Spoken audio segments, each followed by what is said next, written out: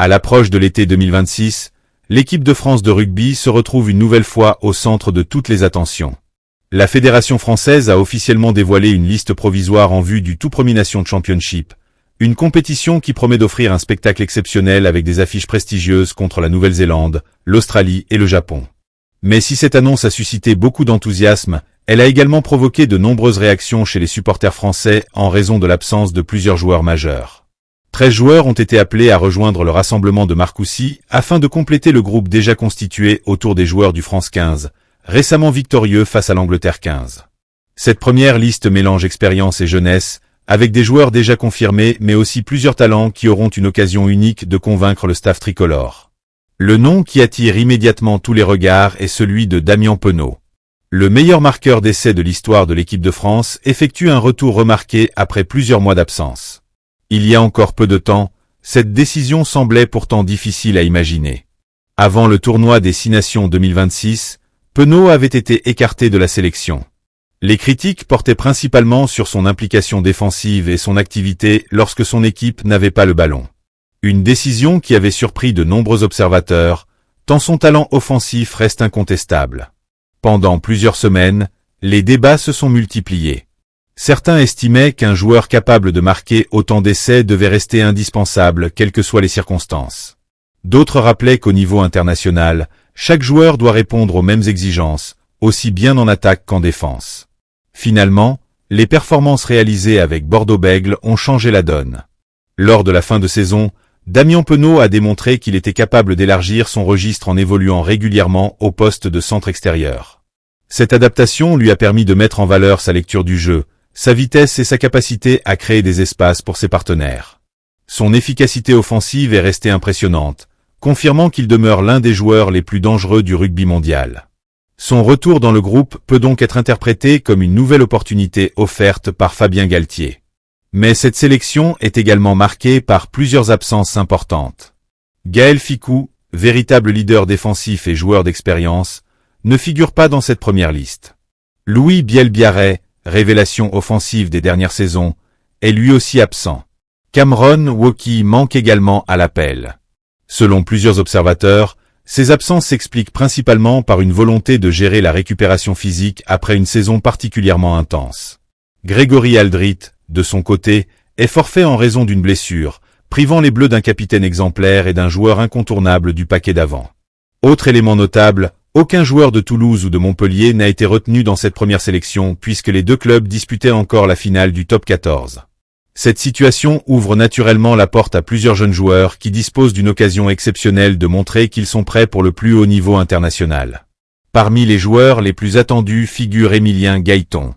Depuis plusieurs saisons, le jeune centre confirme tout son potentiel grâce à sa puissance, sa vitesse et sa qualité technique. Beaucoup voient en lui l'un des futurs cadres du rugby français. Aaron Grandidier-Nkanang attire également l'attention grâce à son explosivité et à sa capacité à franchir les défenses adverses. À U poste d'ouvreur. Le retour de Mathieu Jalibert constitue une excellente nouvelle pour le staff français. Son style de jeu créatif apporte une dimension différente à l'attaque des Bleus.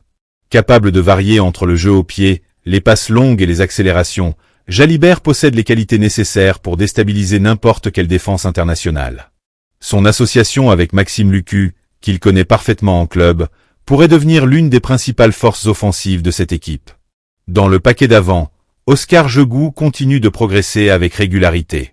Son activité dans le jeu courant, son engagement défensif et sa mobilité correspondent parfaitement aux exigences du rugby moderne. Hugo Oradou, Tevita Tatafu et Damba Bamba auront eux aussi une belle opportunité de convaincre le sélectionneur qu'ils peuvent jouer un rôle important dans les prochains mois. Au-delà des individualités, cette liste révèle surtout la stratégie adoptée par Fabien Galtier. Depuis son arrivée à la tête de l'équipe de France, le sélectionneur cherche à construire un groupe compétitif sur le long terme. Chaque rassemblement est utilisé pour préparer l'avenir tout en restant performant dans le présent. Cette philosophie explique pourquoi plusieurs jeunes joueurs bénéficient aujourd'hui d'une véritable chance de s'exprimer au niveau international. À Marcoussis, les entraînements seront particulièrement importants. Les joueurs devront rapidement développer des automatismes et créer une véritable cohésion de groupe. Dans le rugby actuel, la qualité individuelle ne suffit plus. Les meilleures équipes sont celles qui communiquent parfaitement, qui défendent ensemble et qui savent s'adapter rapidement aux situations les plus complexes. Le premier grand rendez-vous de cette tournée aura lieu face à la Nouvelle-Zélande. Les All Blacks restent une référence absolue dans le rugby mondial. Leur intensité, leur vitesse d'exécution et leur capacité à profiter de la moindre erreur obligent leurs adversaires à maintenir un niveau de concentration exceptionnel pendant 80 minutes.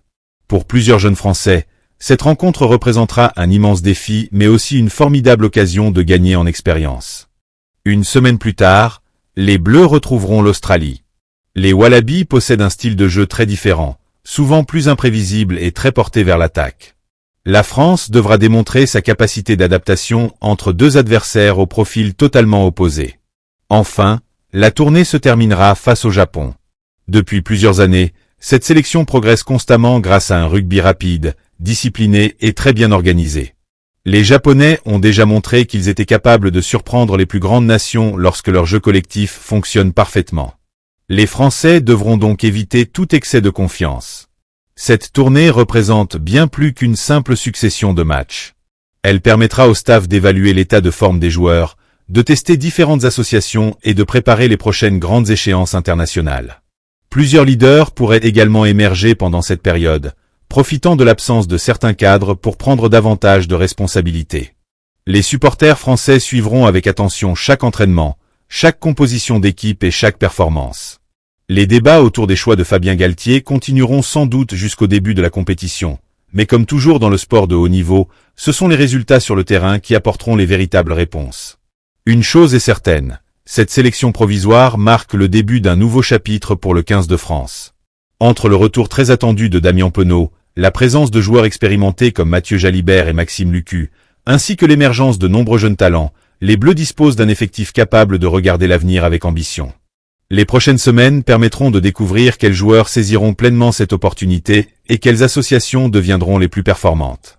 Face à trois adversaires prestigieux, la France aura l'occasion de montrer que sa nouvelle génération est prête à relever les défis les plus exigeants. Si les attentes sont importantes, l'enthousiasme l'est tout autant. Les supporters espèrent voir une équipe solidaire, ambitieuse et capable de confirmer que le rugby français demeure l'un des plus compétitifs au monde. Le Nation Championship offrira un premier élément de réponse, et tous les regards seront tournés vers les Bleus au moment d'entrer sur le terrain pour écrire une nouvelle page de leur histoire.